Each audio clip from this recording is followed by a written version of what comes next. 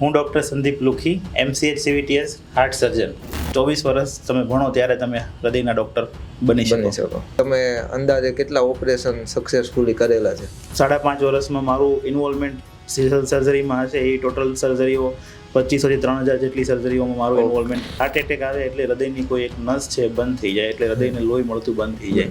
યુવાનો હોય, નાની ઉંમરના હોય, એને એટેક આવતો હોય, તો એટેક નાની ઉંમરમાં આવવાનું કોઈ એવું સ્પેશિયલ કારણ? વારસાગત છે, જીનેટિક છે, કે જ્યારે કોઈ પણ વ્યક્તિના પરિવારમાં, ફેમિલીમાં એના માતા પિતા, કાકા, ભાઈ બહેનને કોઈને પણ હાર્ટની બીમારી કે હાર્ટ એટેક આવેલા હોય છે, ત્યારે એમને એ નાની ઉંમરમાં હાર્ટ એટેક આવવાનું જોખમ ઘણું વધી જતું હોય છે. આપણે ઘણી વખત સાંભળતા હોઈએ છીએ કે સૂતા પછી સવારમાં ઉઠ્યા જ નહીં અને એમને હૃદય બંધ થઈ ગયું.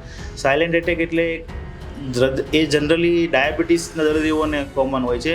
છાતીમાં દુખાવો થાય અને કાર્ડિયોગ્રામ નોર્મલ આવે એટલે લોકોને પછી એવું થાય છે કે ના, આપણને હૃદયની કોઈ તકલીફ નથી અને આપણું હૃદય બરાબર છે, આપણને અમસ્તુ સ્નાયુનો દુખાવો હશે.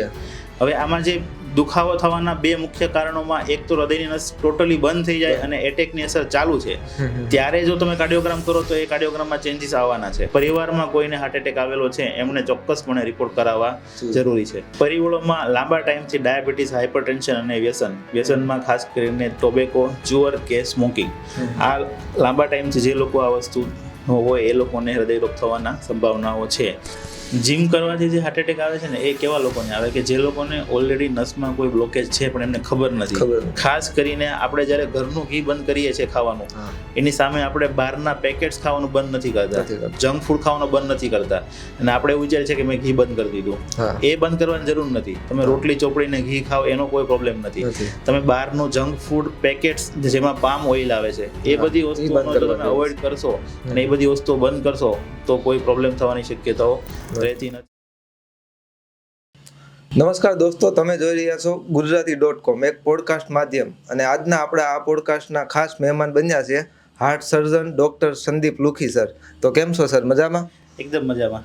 સર, સૌ પ્રથમ તો તમારો પરિચય આપજો. હું doctor Sandeep Lukhi, MCH CVTS heart surgeon. MCH CVTS એટલે ઘણી વખત તમને સવાલ ઊભો થાય કે MCH CVTS એટલે કઈ ડિગ્રી? MCH CVTS એટલે એક સુપર સ્પેશિયાલિસ્ટ ડૉક્ટર ગણાય.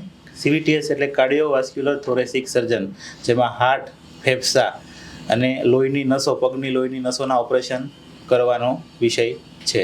તો સર, આ ડિગ્રી મેળવવા માટે આપણે કઈ રીતના અભ્યાસ કરવો પડે? કેટલો ટાઈમ અભ્યાસ કરવો પડે?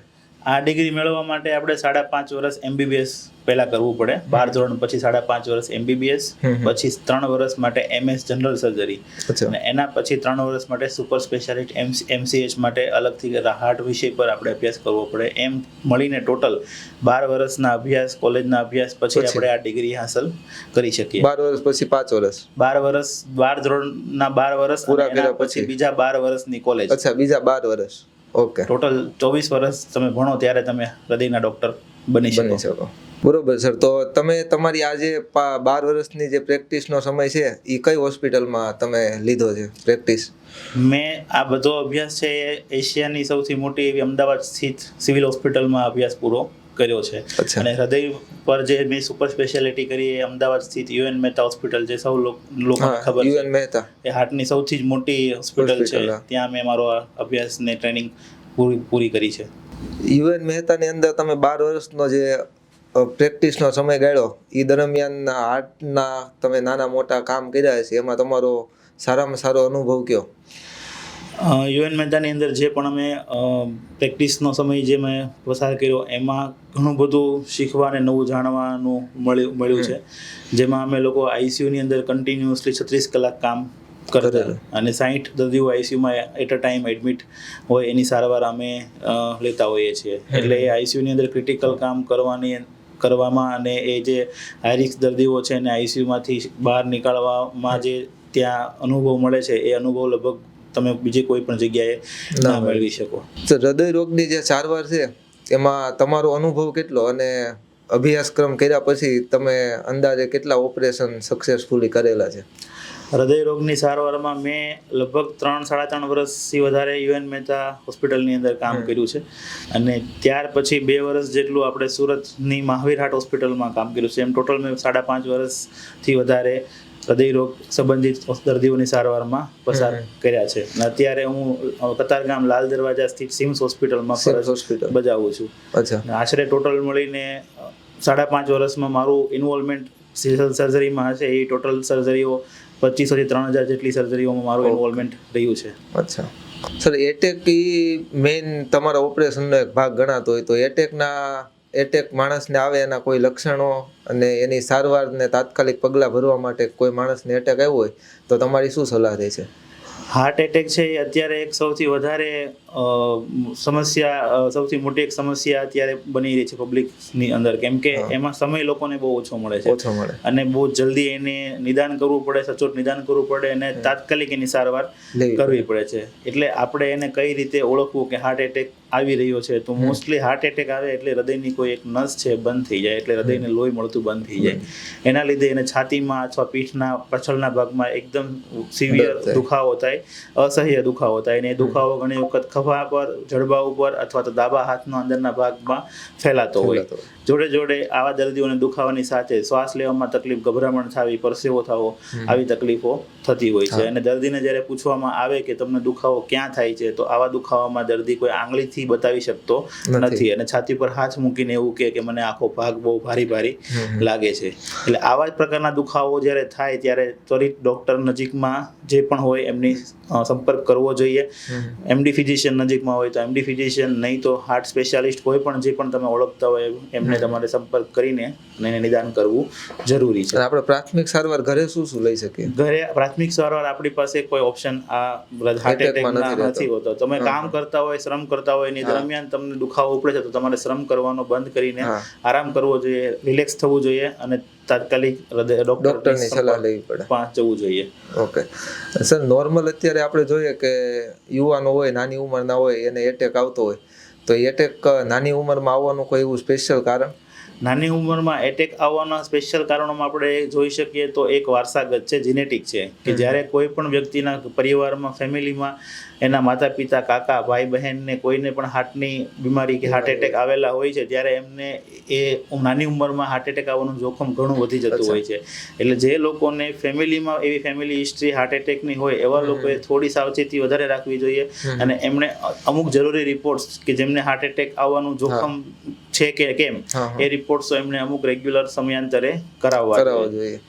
તો એવા કોઈ 2-5 રિપોર્ટ તમારી સજેશનમાં હોય તો એવા તમે દર્શકોને બતાવી શકો કે ભાઈ આ રિપોર્ટ અમુક સમયે આપણે કરાવવા, નોર્મલ માણસને ભાઈ કરાવે તો એ આપણા માટે સારું રહે એમ? જો હાર્ટ એટેક એટલે નસમાં કોઈ બ્લોકેજ છે અને હાર્ટ એટેકની આવવાની જોખમ છે, એ આપણે રૂલ આઉટ કરવું છે, એ આપણે પકડી પાડવું છે, તો એના માટેના 4 કે 5 રિપોર્ટ હોય છે.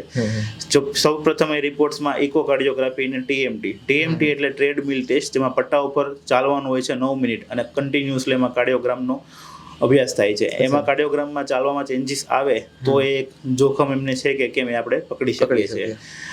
એના આગળ વિચારીએ તો પછી આગળ રિપોર્ટ્સમાં એક ઇકો આવે છે જેને ડોબ્યુટામિન સ્ટ્રેસ ઇકો કહેવાય છે, જેમાં તમે અમુક દવાઓ આપીને હૃદયનું પમ્પિંગ છે ચેક કરો અને એમાં ખબર પડે એનું પમ્પિંગ ઓછું થતું હોય કે એના પર લોડ પડતો હોય તો આપણને એ ખ્યાલ પડી શકે છે. અને બાકીના આગળના રિપોર્ટ્સમાં એક સીટી સ્કેન એન્જિયોગ્રાફી આવે અથવા તો એક કોરોનરી કેલ્શિયમ સ્કોર આવે. કોરોનરી કેલ્શિયમ સ્કોર પણ એક પ્રકારનો સીટી સ્કેન છે જેમાં એ હાર્ટની નસોમાં કેટલું કેલ્શિયમ જમા થયેલું છે એનો એક સ્ટડી છે, જેનાથી આપણને ખ્યાલ પડી શકે કે આમને કેટલું આગળ જતા બ્લોકેજ અથવા તો એટેક આવવાની સંભાવનાઓ છે.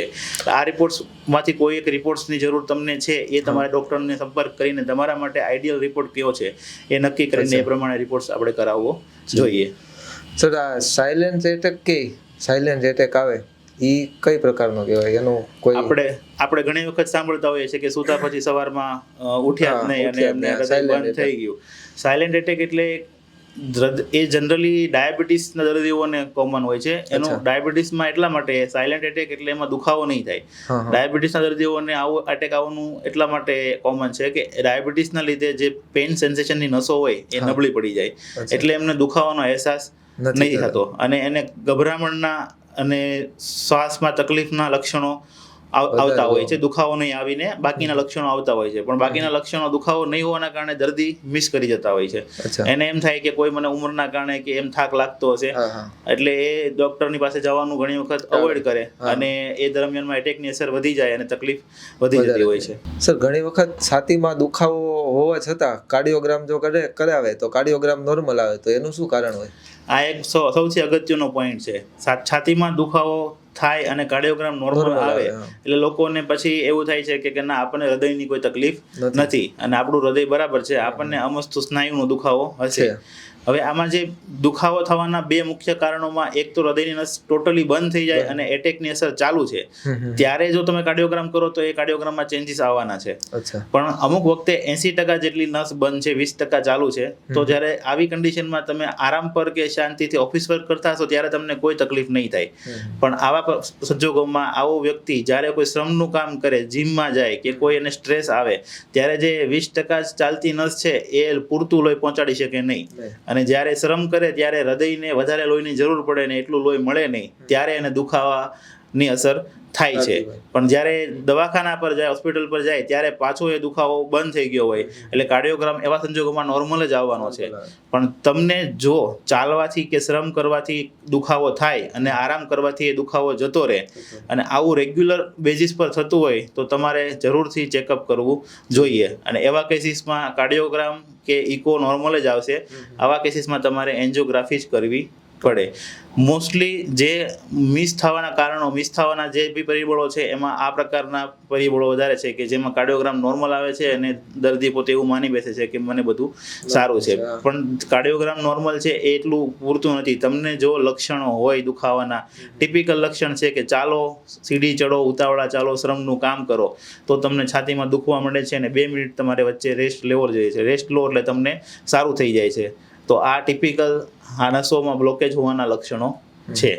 અને બીજું એક અગત્યનો પોઈન્ટ મારે તમને એ જણાવવાનો છે કે અમુક વખતે દુખાવો નથી થતો અને હાઇપર એસિડિટીના સિમ્ટમ્સ આવે છે, ત્યારે પણ દર્દી મિસગાઈડ થાય છે કે મને એસિડિટી અને ગેસ છે, એના લીધે પ્રોબ્લેમ છે.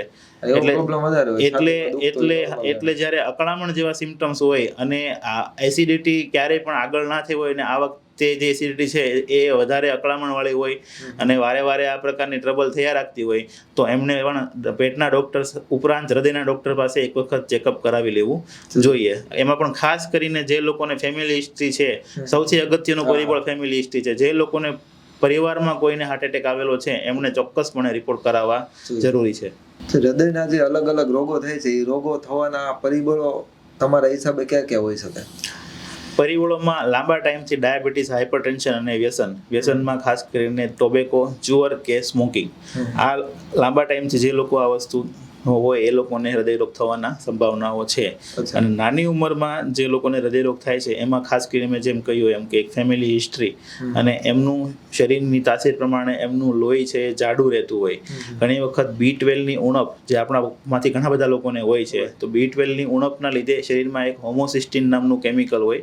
એ હોમોસિસ્ટીન નામનું કેમિકલ છે એનું લેવલ છે એ બદલાય અને એના લીધે લોહી ગંઠાવાની શક્યતાઓ વધી જતી હોય છે. તો નાની ઉંમરમાં આવું કંઈ પણ થાય તો અમુક આ રિપોર્ટો કરાવવા જોઈએ અને એમને રૂલ આઉટ કરવું જોઈએ કે આગળ હજી પણ તકલીફ થવાની સંભાવનાઓ છે કે કેમ. અને ખાસ બીજું એક કોલેસ્ટ્રોલનું લેવલ, લિપિડ પ્રોફાઇલ, એ પણ ઘણા લોકોને નાની ઉંમરમાં રિપોર્ટ્સ કરીએ તો વારસાગત રીતે એનું લિપિડનું લેવલ, કોલેસ્ટ્રોલનું લેવલ વધારે જ રહેતું હોય છે, જેના કારણે એ નસો બ્લોક કરવાની શક્યતાઓ રહેતી હોય છે એવા લોકોમાં. કોલેસ્ટ્રોલનું લેવલના લીધે એટેક આવે એ વાત સાચી છે? કોલેસ્ટ્રોલના લેવલ કન્ટિન્યુઅસલી જો તમારું વધારે રહેતું હોય, કોલેસ્ટ્રોલ પણ અમારી મેડિકલ ભાષામાં 3 થી 4 પ્રકારના હોય છે. એક બેડ કોલેસ્ટ્રોલ કહેવાય, એક ગુડ કોલેસ્ટ્રોલ કહેવાય. જે બેડ કોલેસ્ટ્રોલ છે જેને LDL કહીએ છીએ, એ LDL છે એનું લેવલ 110 થી નીચે જ હોવું જોઈએ. જો એ લેવલ તમારું કન્ટિન્યુઅસલી 150+ રહે છે તો એ કન્ટિન્યુઅસ કોલેસ્ટ્રોલ હાઈ જે હોય એ તમારી નસને ગ્રેજ્યુઅલી બ્લોક કરી શકે છે. સર, સામાન્ય માણસનું હૃદય છે એ કેટલા ટકા કામ કરતું હોવું જોઈએ? એટલે એક પમ્પિંગ કેટલું કરે છે એ તમારો સવાલ છે. એમાં સામાન્ય માણસનું, નોર્મલ માણસનું આપણે ઇકો કરીએ તો 55 to 65% એનું પમ્પિંગ હોય. એ નોર્મલ પમ્પિંગ છે. જ્યારે એને એટેક આવે અથવા બીજો એને વાલ કોઈ નબળા પડેલા હોય તો પણ આ હૃદય છે પોળું પડે અને એનું પમ્પિંગ છે ડાઉન થઈ શકે છે. સર એન્જિયોગ્રાફી અને એન્જિયોપ્લાસ્ટીમાં બંનેમાં શું તફાવત છે? એન્જિયોગ્રાફી છે એક નિદાન પ્રોસિજર છે જેમાં નસમાં બ્લોકેજ છે કે કેમ છે તો કેટલા % છે એ એના માટે ચેક કરવા માટે જે કંઈ કરવામાં આવે એને એન્જિયોગ્રાફી કહીએ છીએ. અને એન્જિયોપ્લાસ્ટી એ એક સારવાર છે કે જ્યારે બ્લોકેજ છે અને એમાં સ્પ્રિંગ મૂકવામાં આવે છે, સ્ટેન્ટ મૂકવામાં આવે છે તો એને એન્જિયોપ્લાસ્ટી કહેવામાં આવે છે. એટલે એક નિદાન માટે છે અને એક સારવાર માટે છે. સર સામાન્ય રીતે એન્જિયોગ્રાફીમાં જે નસ બ્લોકેજ આવે એની સામાન્ય સારવાર શું હોઈ શકે? એની સારવારમાં ત્રણ વિભાગમાં સારવાર એની ગણવામાં આવે છે. જો સિંગલ બ્લોક હોય, કોઈ એક નસમાં જ બ્લોકેજ છે તો એમાં તમે સ્ટેન્ટ મૂકવાથી એમને પ્રોબ્લેમનું સોલ્યુશન થઈ શકે છે. જ્યારે મલ્ટિપલ બ્લોકેજ હોય ત્યારે આપણે બાયપાસ સર્જરી કરવાની સલાહ આપવામાં આવે છે. અને સામાન્ય બ્લોક છે કે જે બ્લોકેજ એટલા બધા વધારે સિવિયર નથી કે એને કોઈ સ્પ્રિંગ મૂકવાની કે બાયપાસ કરવાની જરૂર નથી, પણ સામાન્ય ચરબીની જમાવટ છે તો એવા દર્દીઓને લોહી પતલું કરવાની અને કોલેસ્ટ્રોલ ઓછું રાખવાની દવાઓ આપણે ચાલુ કરવીથી ફાયદો થવાની સંભાવનાઓ રહે છે. અચ્છા સર, આજે બાયપાસ સર્જરી છે એ ક્યારે કરવી પડે અને એના ફાયદો શું છે બાયપાસ સર્જરી કરવાનો?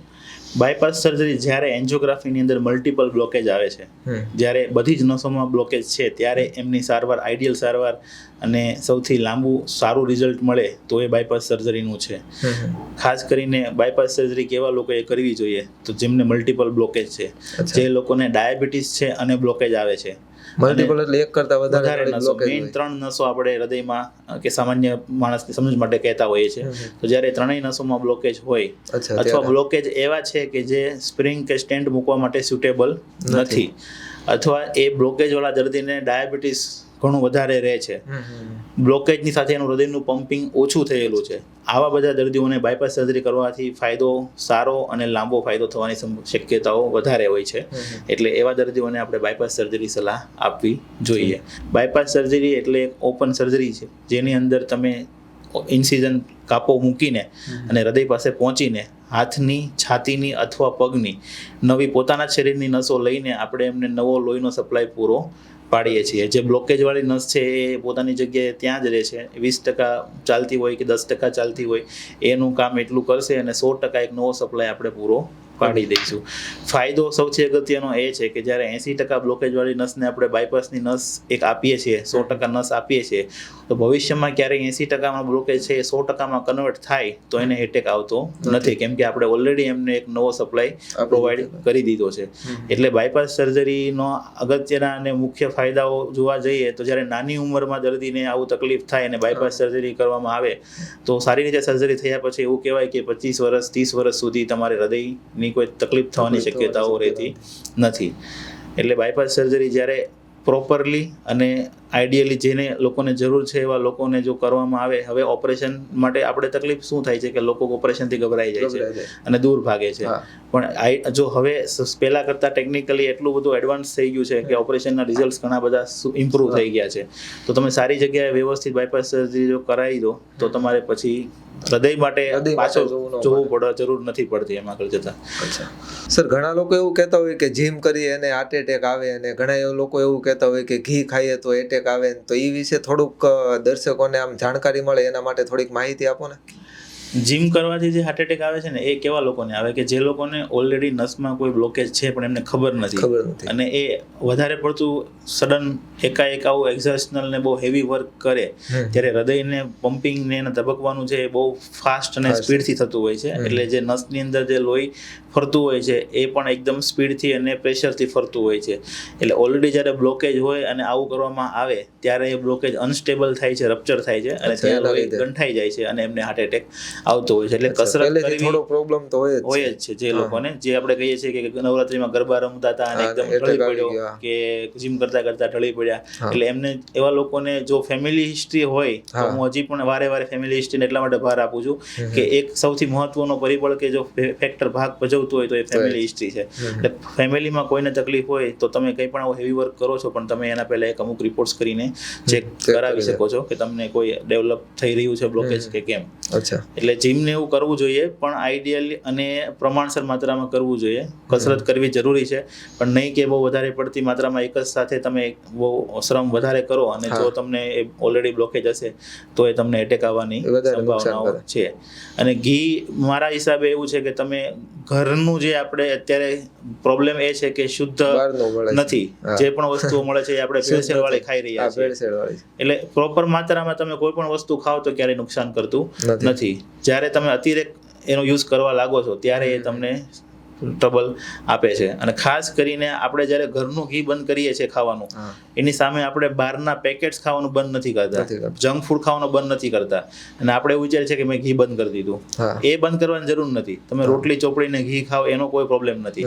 તમે બહારનું જંક ફૂડ પેકેટ્સ જેમાં પામ ઓઇલ આવે છે એ બધી વસ્તુઓનો જો તમે અવોઇડ કરશો અને એ બધી વસ્તુઓ બંધ કરશો તો કોઈ પ્રોબ્લેમ થવાની શક્યતાઓ રહેતી નથી. અને ડેઈલી જો તમે 25 થી 30 મિનિટ ચાલશો, વોક કરશો, નિયમિત વ્યાયામ કરશો તો તમારું હૃદય છે તંદુરસ્ત રહેવા માટે તમને ચોક્કસપણે ફાયદો આપશે. સર, યુવાનોને ઘણીવાર બાયપાસ સર્જરી કરવાની ડૉક્ટર સલાહ આપતું હોય બ્લોકેજ એવું એના લીધે, તો ઘણા લોકો ડરતા હોય કે ભાઈ બાયપાસ સર્જરી કરશું તો આમ થાય તેમ થાય. તો બાયપાસ સર્જરી કર્યા પછી એ લોકોને કઈ કઈ વાતની તકેદારી રાખવી પડે?